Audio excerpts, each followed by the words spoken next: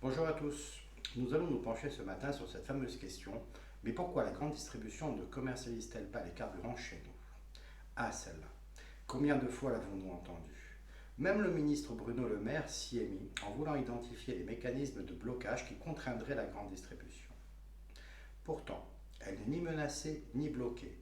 En fait, cela ne l'intéresse tout simplement pas. Pour s'en convaincre, c'est pourtant très simple. Il suffit de regarder l'histoire de la commercialisation des carburants par la grande distribution sur le continent. Et celle-ci débute en 1981. Que s'est-il passé cette année-là? L'État a accepté un élargissement de l'octroi de licences d'importation des carburants. Les centrales d'achat de la grande distribution ont ainsi pu s'approvisionner directement sur les marchés libres. En d'autres termes, pour que la grande distribution commercialise des carburants, il lui faut avoir la maîtrise de leur importation. En Corse, en raison du monopole du groupe Ruby sur l'approvisionnement et le stockage, il lui faudrait donc disposer de ses propres dépôts et gérer son approvisionnement pour se servir directement dans ses centrales d'achat. Économiquement, cela ne serait pas viable. Elle ne commercialisera donc jamais les carburants chez nous. D'ailleurs, l'île de la Réunion est soumise au même monopole du même groupe Ruby. Et devinez quoi? La grande distribution ne commercialise pas les carburants. De plus, au début des années 80, un différend commercial initié par une fédération de stations-service contre le groupe Leclerc qui vendait des carburants au-dessous des prix régulés a abouti en 1985 devant la Cour européenne de justice.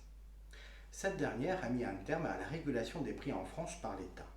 Celui-ci a donc déréglementé les prix, laissant la grande distribution prendre le flambeau de la régulation en tenant les prix du marché par sa politique tarifaire attractive. Seule la Corse n'en a pas bénéficié, puisque la grande distribution n'y commercialisait déjà pas les carburants. Des élus de tous bords clament, la main sur le cœur, nous refusons que la grande distribution vende les carburants, cherchant ainsi à se faire passer pour les grands défenseurs des petites stations. Ils s'opposent ainsi à une chose de toute façon impossible pour les raisons invoquées précédemment. Ils pourraient tout aussi bien déclamer la main sur le cœur, nous nous opposons à ce que le soleil se lève à l'ouest, que ça serait du pareil au même.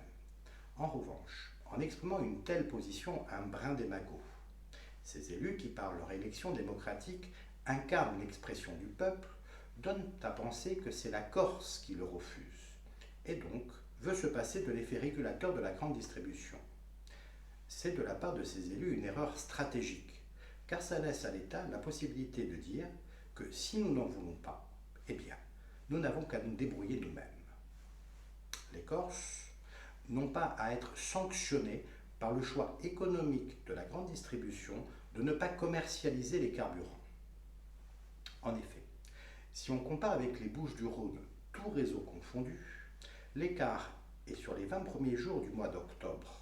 Pour le gasoil, de 11 centimes d'euros par litre plus cher chez nous, malgré une fiscalité plus allégée de 8 centimes d'euros par litre.